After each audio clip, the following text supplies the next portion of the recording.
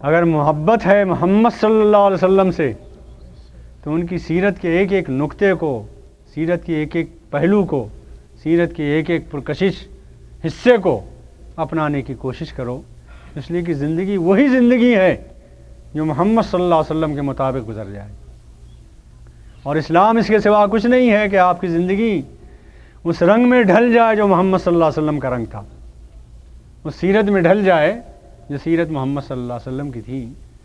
جو جتنا سیرت میں قریب ہے محمد صلی اللہ علیہ وسلم سے اتنا ہی بڑا مسلمان ہے، اتنا ہی بڑا صاحب ایمان ہے، اور یہ سیرت سے جتنا دور ہے اتنا ہی اسلام سے دور ہے۔ ایک معیار ہے، ایک کسوٹی ہے اللہ کے رسول کی زندگی۔ یہ پہلی بات ہے، جو پہلا نقطہ ہے جو میں نے عرض کیا کہ کردار کی زندگی بناؤ۔ جب اسلام لائے ہو، مسلمان ہوئے ہو، تو واقعی مسلمان بن کر دکھاؤ، حقیقت میں مسلمان بنو، تب بات بنے گی، ورنہ لوگ آپ کی زندگی کو دیکھ کر رنگ نہیں پکڑیں گے۔ یہ ایک تین نکاتی پروگرام میں نے عرض کیا تھا۔ پہلا نقطہ یہ ہے، ایمان لاؤ تو تقویٰ کی زندگی گزارو۔ دوسرا نقطہ یہ ہے کہ ایمان لانے والے، ایمان کی فطرت یہ ہے کہ ایمان لانے والے بکھرے ہوئے نہیں ہوتے، الگ الگ نہیں ہوتے، بلکہ ایمان باہم محبت پیدا کرتا ہے، ایک گروہ بناتا ہے، ایک جماعت بناتا ہے۔ وَاعْتَصِمُوا بِحَبْلِ اللَّهِ جَمِيعًا وَلَا تَفَرَّقُوا، قرآن کی بنیاد پر ایک امت بن کر اٹھو، متحد ہو جاؤ، ایک امت بن جاؤ۔ وَاعْتَصِمُوا بِحَبْلِ اللَّهِ جَمِيعًا وَلَا تَفَرَّقُوا، فرقہ فرقہ نہ بنو، گروہ گروہ نہ بنو۔ آج ہماری آفت یہ ہے، مصیبت یہ ہے کہ اتنی قسمیں ہیں مسلمانوں کی کہ آم کی قسمیں بھی اتنی نہیں ہوں گی،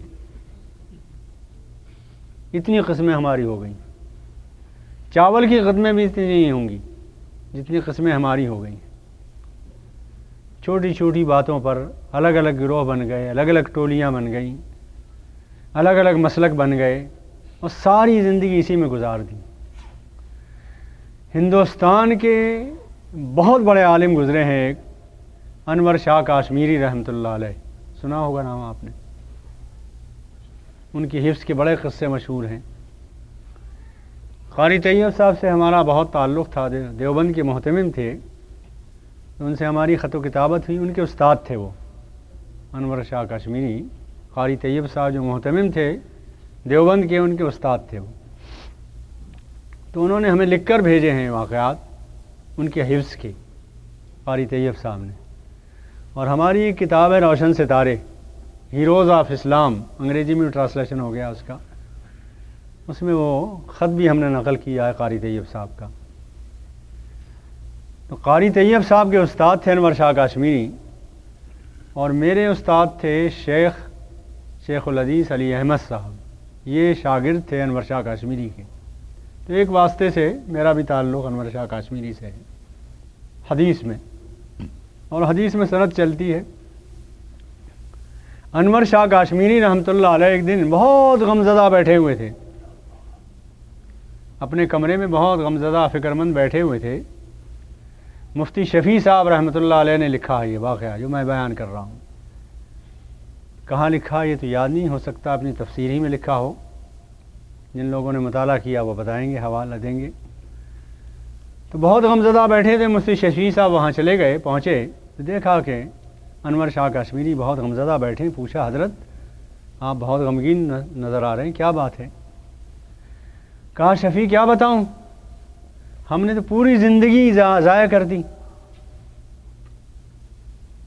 تو پوچھا مفتی شفیع صاحب نے کہ حضرت آپ نے زندگی ضائع کر دی، آپ نے تو زندگی بھر اللہ کے رسول کی حدیثیں پڑھائی ہیں، سینکڑوں نے پڑھا ہے آپ سے، سینکڑوں نے سیکھا ہے۔ کہا میں نے زندگی پوری اس میں گزار دی کہ امام ابو حنیفہ کو، ان کے مسلک کو فوقیت دوں، دوسرے مسلکوں پر دلائل مہیا کروں، اسی میں زندگی گزار دی میں نے۔ کام کرنے کا کچھ اور تھا، ہم تو اس مسلک کو سب پر فوقیت دیتے رہے، حالانکہ سارے مسلک صحیح ہیں۔ ہر امام معلوم ہے آپ کو ہر امام کیا چاہتا ہے؟ ہر امام یہ چاہتا ہے کہ میں محمد صلی اللہ علیہ وسلم کی سیرت کا صحیح نمونہ پیش کروں اور زیادہ سے زیادہ سنت کے قریب دکھاؤں امت کو. یہی حرص ہے ہر امام کی، یہی حرص ہے. ہر امام کی کوشش کیا ہے؟ یہی تو کوشش ہے کہ زیادہ سے زیادہ سیرت سے قریب ہو جائیں. یہ افضل ہے، یہ افضل ہے، یہ افضل ہے، اس میں سیرت سے زیادہ قریب تر ہیں، اس میں سیرت سے زیادہ قریب تر ہیں. تو کیوں نہیں ایسا ہوتا کہ جب آپ کسی شافعی امام کو فجر کی نماز میں دونوں ہاتھ اٹھائے ہوئے دعائے قنوت پڑھتے دیکھیں تو آپ کے دل سے یہ دعا نکلے کہ پروردگار اس بندے کی نماز قبول فرما لے، یہ محمد صلی اللہ علیہ وسلم کی نقل کر رہا ہے. کیوں نہیں دعا اٹھتی ہے؟ کیوں نفرت کرتے ہیں؟ کیوں بیزاری دکھاتے ہیں؟ محمد صلی اللہ علیہ وسلم کی سیرت سے قریب تو ہونا چاہتا ہے وہ. اور کیوں نہیں ایسا ہوتا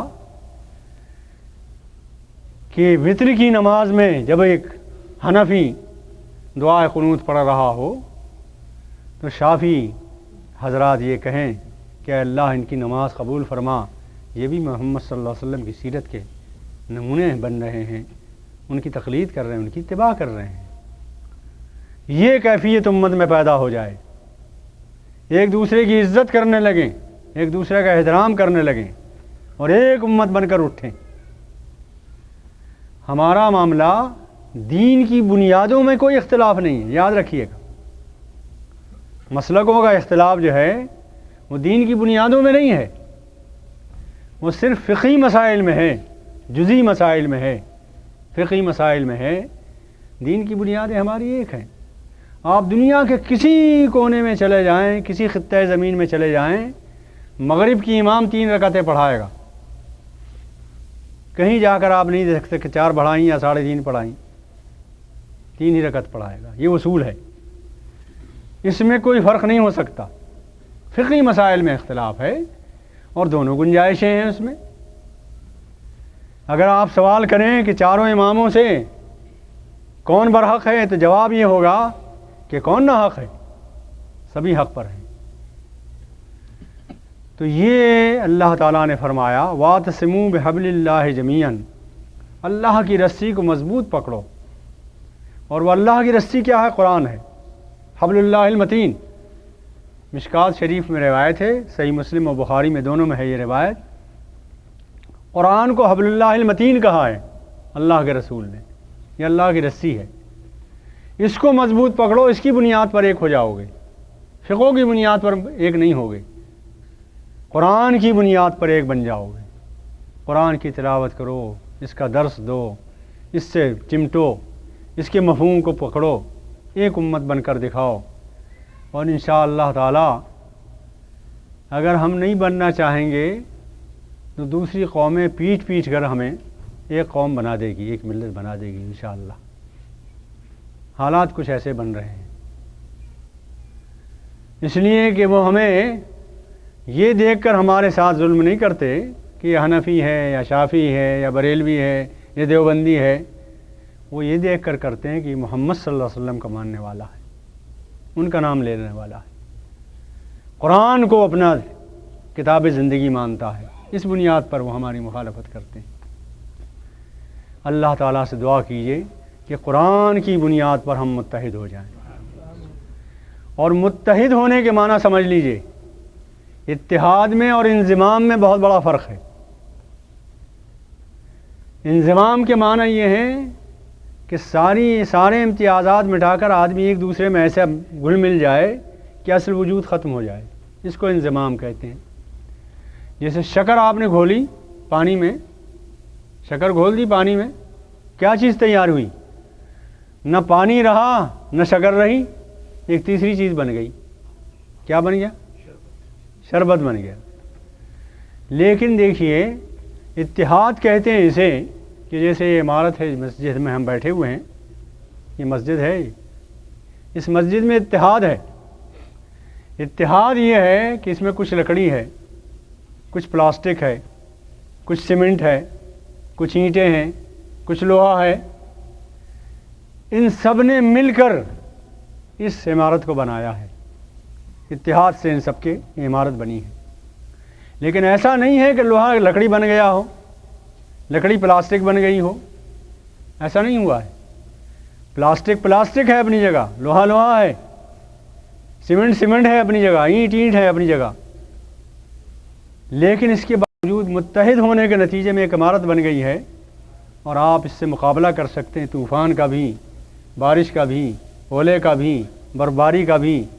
اسی طرح ہم مسلمان شافی شافی رہے، حنفی حنفی رہے، بریلوی بریلوی رہے، دیوبندی دیوبندی رہے، لیکن سب مل کر متحد ہو جائیں کفر کے مقابلے میں، شرک کے مقابلے میں، جو آج ہمیں مٹانا چاہتے ہیں۔ مقابلہ ہمارا اس سے ہے، آپس میں تھوڑی ہیں، آپس میں تو ہم ایک ہیں، تھوڑا بہت فرق ہوگا، کوئی بات نہیں۔ اس کا معنی ہے اتحاد کے۔ اس طرح مسلمان متحد ہو جائیں اور اللہ تعالیٰ توفیق دے کہ آپ متحد ہو سکیں۔